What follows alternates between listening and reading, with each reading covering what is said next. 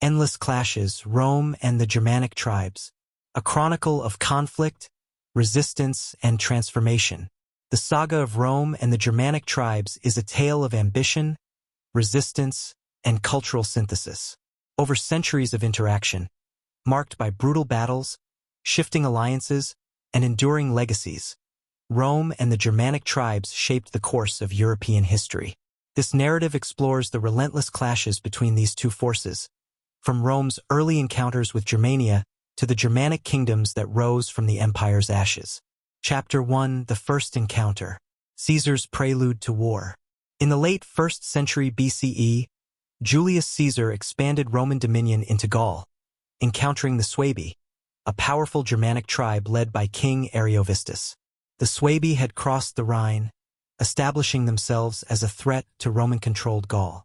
The Battle of Vosges, 58 BC, Caesar's disciplined legions routed Ariovistus' forces, driving them back across the Rhine. The victory secured Gaul but introduced Rome to Germania's fiercely independent tribes. To assert Rome's dominance, Caesar famously constructed a bridge across the Rhine in 55 BCE, marching briefly into Germania before retreating. While the incursion was symbolic, it demonstrated Rome's intention to project power into the tribal lands beyond. Significance. These early encounters framed Germania as a land of opportunity and danger, sowing the seeds of centuries of conflict. Chapter 2: Rome's Push into Germania. Augustus' Vision of Expansion. Under Emperor Augustus, Rome embarked on an ambitious campaign to conquer Germania. The goal was to extend Roman influence east of the Rhine, transforming the tribal lands into a new province. Drusus and Tiberius, 12 BCE, 9 BCE. Roman generals Drusus and Tiberius led campaigns deep into Germania, constructing forts and roads to establish Roman control. Drusus reached the Elbe River before his untimely death, leaving his work unfinished. Despite initial successes, the terrain, weather, and decentralized resistance of the tribes made progress slow and tenuous. The disaster of Teutoburg Forest, 9 CE. The expansion came to a catastrophic halt when Arminius, a Roman-trained Germanic chieftain, ambushed 3 Roman legions under Publius Quinctilius Varus in the Teutoburg Forest. Over 3 days, the legions were annihilated, their eagle standards lost, and Varus himself committed suicide. Aftermath in Rome. The defeat shattered Rome's ambitions in Germania. Emperor Augustus was devastated, famously crying, "Quinctilius Varus, give me back my legions." Significance. The Teutoburg Forest disaster marked a turning point, ending Rome's attempts to conquer Germania east of the Rhine and solidifying the river as the empire's northern frontier. Chapter 3: Retaliation and Defense. Germanicus strikes back, 14 to 16 CE. Determined to avenge Teutoburg, Emperor Tiberius dispatched Germanicus to lead a punitive campaign into Germania. Germanicus defeated Arminius in open battle, recovered 2 of the lost eagle standards, and inflicted heavy losses on the tribes. However, Tiberius recalled Germanicus before he could establish lasting control. Rome abandoned further attempts at conquest, focusing instead on defending the Rhine frontier. The Limes Germanicus. In the aftermath, Rome constructed the Limes Germanicus, a fortified border stretching from the North Sea to the Danube. The fortifications included watchtowers, walls, and forts, such as the massive legionary base at Vetera, modern-day Xanten, Germany. Chapter 4: The Long Frontier Wars. Centuries of raids and retaliations. For the next 2 centuries, the Rhine frontier remained a hotspot of conflict.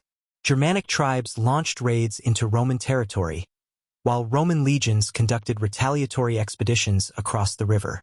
Roman alliances with tribes. Rome frequently allied with certain tribes, using them as buffers against more hostile groups.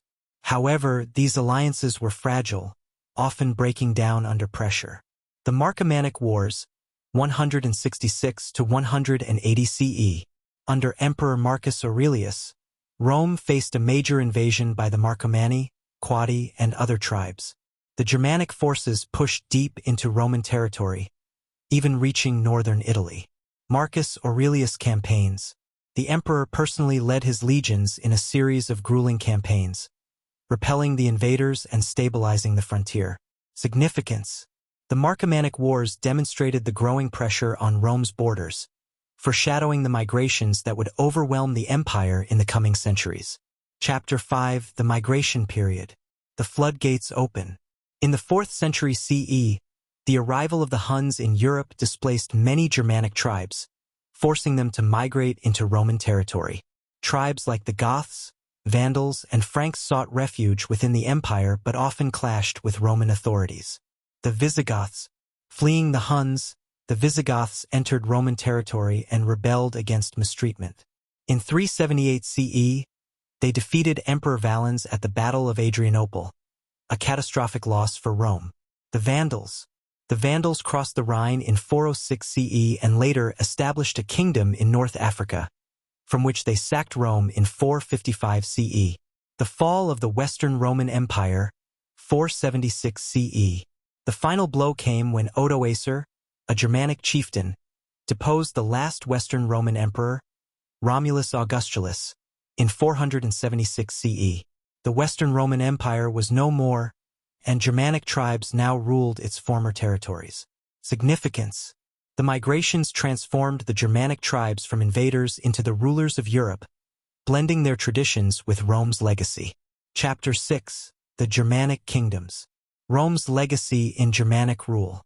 Despite their resistance to Roman conquest, the Germanic tribes adopted many elements of Roman culture, law, and governance. The Franks. Under Clovis, the Franks converted to Christianity and established a powerful kingdom in Gaul.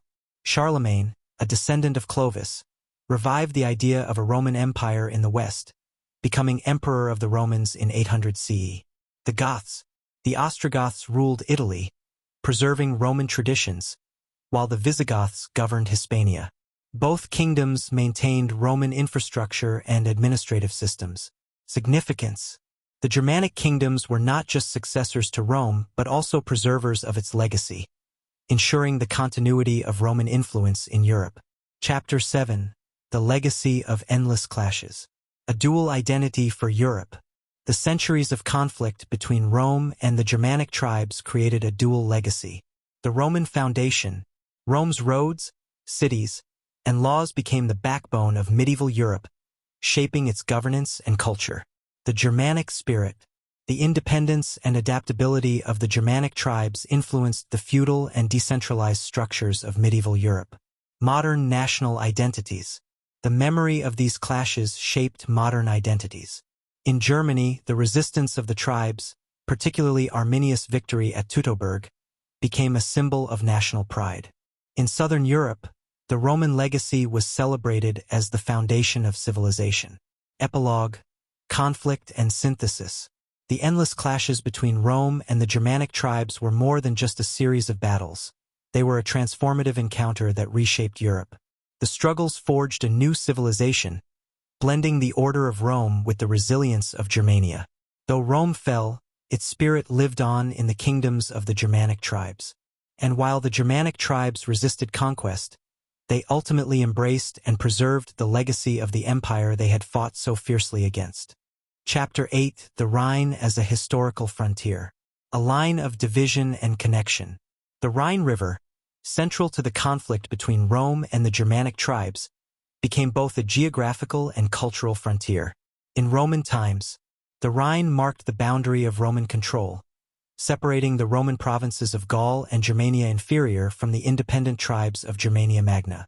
The forts and watchtowers of the Limes Germanicus symbolized Rome's determination to hold the line.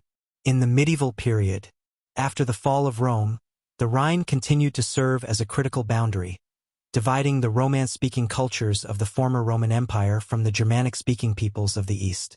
However, it also became a vital trade route, facilitating cultural and economic exchange. Symbolism in modern times. The Rhine remains a powerful symbol in European history, representing both division and unity. It has been a stage for conflict, as in the Napoleonic Wars and World War II, but also a bridge for cooperation in the modern European Union. Chapter 9.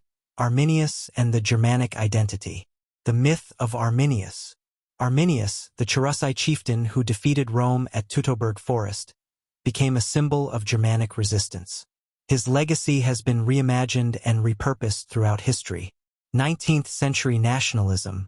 During the unification of Germany, Arminius, Hermann, was celebrated as a national hero who embodied the spirit of independence and defiance against foreign domination. The construction of the Hermannsdenkmal in the Teutoburg Forest commemorated his victory. Modern interpretations. In recent decades, historians have sought to contextualize Arminius as a figure of his time, emphasizing the fragmented and tribal nature of Germania rather than a unified resistance. A symbol beyond borders. Arminius' victory resonates beyond Germany, symbolizing the broader themes of resistance against imperialism and the struggle for self-determination.